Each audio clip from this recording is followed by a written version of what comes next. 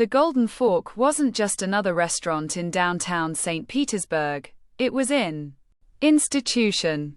Nestled in the heart of the city, its luxurious setting was a masterpiece in itself, a 19th-century mansion, meticulously restored, with towering columns and intricate moldings that whispered the elegance of a bygone era.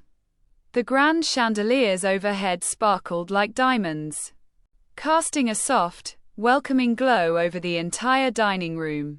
This wasn't just a place to eat, it was a destination for those seeking the finest that life had to offer. For generations, it had served the city's elite, the wealthy and influential, who dined not only for the food but for their experience, for the connection to something timeless. The Golden Fork was a jewel in St.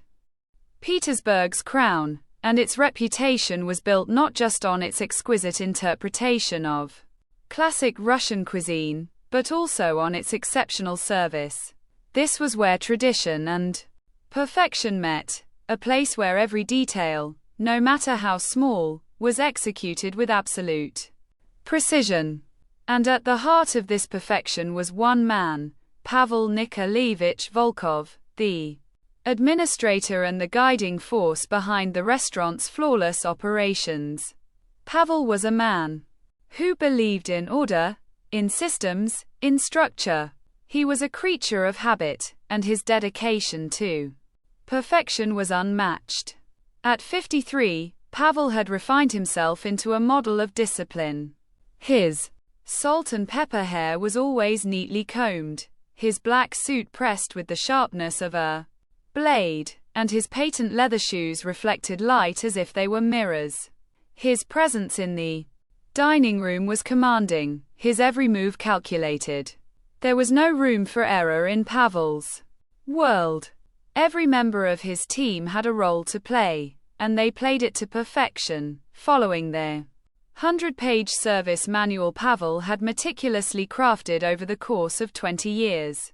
It covered everything: how to pour wine at the perfect angle, the exact number of steps a server should take between tables, the proper way to greet guests. It was a Bible of service, and no one dared deviate from it. Into this world of regimented perfection stepped Igor Mikhailovich Sokolov, a 24-year-old graduate from the Hospitality Academy. Unlike many of his peers who viewed working in a restaurant as a temporary job, a stepping stone to something else, Igor had chosen this path with purpose. It wasn't just a job for him, it was a calling. His grandmother had been a server in Soviet times, and her stories of finding joy in the smallest of moments, of creating experiences that brightened people's lives, had left a lasting mark on him. She had shown him that even in the harshest of circumstances, there was beauty in serving others. And so, Igor came to the Golden Fork with a vision, not just to serve food, but to connect with people, to create something more than a meal. His first few months at the Golden Fork were a careful dance of learning Pavel's rigid systems while trying not to lose his natural warmth. Igor was determined to master the craft, but he also refused to let his kindness and warmth be drowned out by the unyielding rules. He learned quickly how to fold napkins into perfect swans, how to recite the day's specials with just the right amount of information and enticement, how to anticipate every guest's need before they could voice it. Every movement, every gesture had to be as seamless and polished as the last. And while he followed the manual, there was always a little bit of his soul in every interaction. And quote, "You're too familiar," and quote, Pavel would warn him during staff meetings, his eyes sharp and unblinking. And quote, "The manual clearly states that interaction should be limited to service-related matters. You must maintain distance. You cannot be too personal." And quote. But Igor wasn't like that. He was different. while Pavel adhered to the rules and systems that had kept the restaurant in perfect order for decades. Igor saw something more. He saw the people. He saw the stories behind their faces, their lives, their families.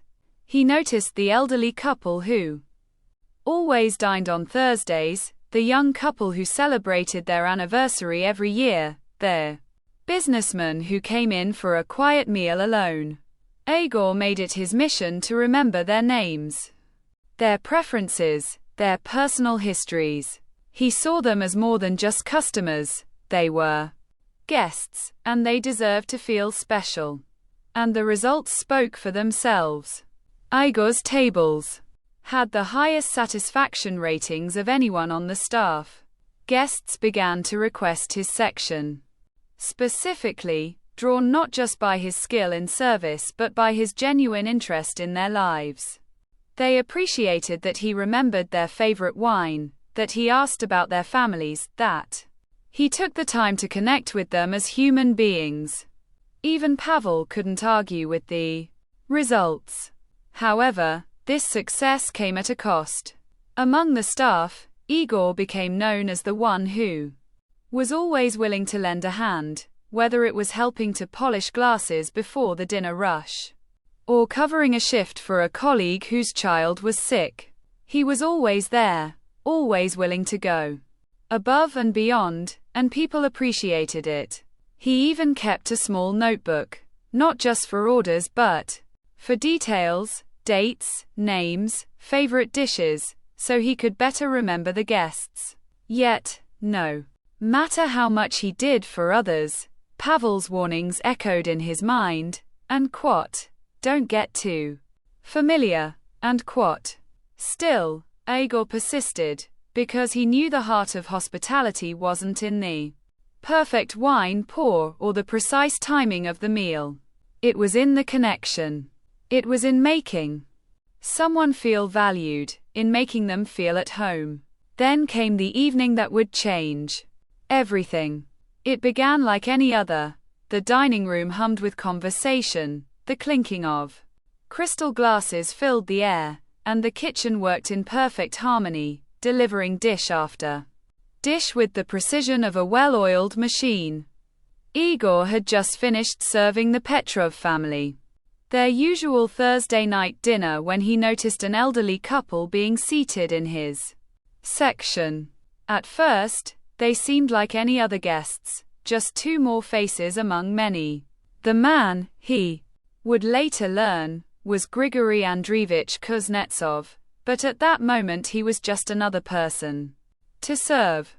His wife, Marina Kuznetsova, was a quiet woman with the kind of grace that spoke volumes. Without a word, dressed simply but elegantly, she carried herself with the confidence of someone who had nothing to prove. Igor approached their table, as he had done 1,000 times before, with his customary warm smile. "Good evening," he greeted them, offering the menus with a slight bow. "Welcome to the Golden Fork. May I start you with something from our wine list?" But as he looked into Grigory's eyes, something changed. There was a depth there, a knowing look. Something that caught Igor off guard. Grigory didn't immediately respond. Instead, he studied Igor for a moment before speaking, his voice calm but carrying an unmistakable weight. "You're the one," Grigory said, his gaze never leaving Igor's face. "I'm sorry," Igor replied, confused, unsure of what the man meant. "You're the one they've been talking about," Grigory continued. "The one who remembers. The one who cares." Igor's breath caught in his throat. He had no idea what Grigory was referring to, but before he could ask, Marina, with a soft smile, leaned forward. "You've become more than just a server to them," she said. "You've brought something back to this place, something long forgotten." She paused, her gaze gentle yet piercing. A soul. In that moment, something clicked inside Igor. He had spent months following the rules, adhering to the protocols, and all the while, he had never realized that it wasn't just about the system. It was about the people. It was about the human connection that made each experience unique. The warmth, the kindness, the attention to detail that couldn't be found in a manual. Just then, Pavel entered the room. His sharp gaze scanned the dining area, checking for any irregularities, ensuring everything was running according to plan. But as his eyes fell on Igor's table, something strange happened. The regulars, the guests who had been coming to the Golden Fork for years, began to turn their attention toward Igor. There were quiet nods, knowing glances, a silent recognition of something greater.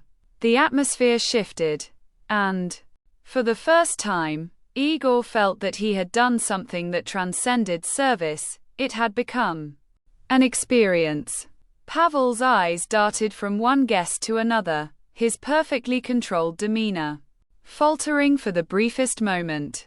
The applause began slowly, just one or two people clapping. Then more joined in. The clapping spread across the room, until the entire dining area was filled with applause. Not for the food, not for the wine, not for the ambience, but for Igor, for the warmth and heart he had brought back to the Golden Fork. Pavel stood frozen, a man who had built an empire on order and precision, now caught in a moment that defied his every rule. Igor stood, tall, humbled yet confident, as the applause continued to fill the room. He realized that this wasn't just about the praise, it was about something deeper. It was about the connection he had forged, the bond he had created between the restaurant and its guests. The Golden Fork was no longer just a place to eat. It had become a place where people felt seen, heard, and valued. And, as the applause echoed throughout the grand dining room, Igor knew this was only the beginning. The Golden Fork was no longer just a restaurant. It was a living, breathing space where hearts met, where stories were shared, and where the soul of service would never be the same again.